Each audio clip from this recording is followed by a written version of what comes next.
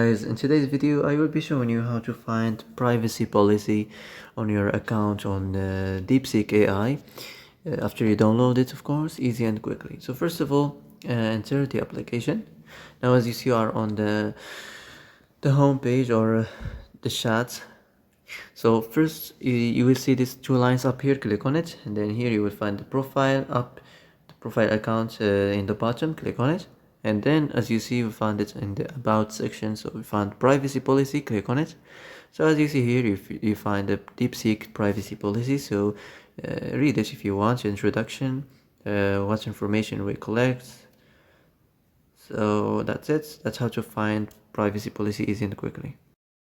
So that's it for today's video. I hope this is the answer you've been looking for. And if you like this video, don't forget to like and subscribe, and see you in the next video.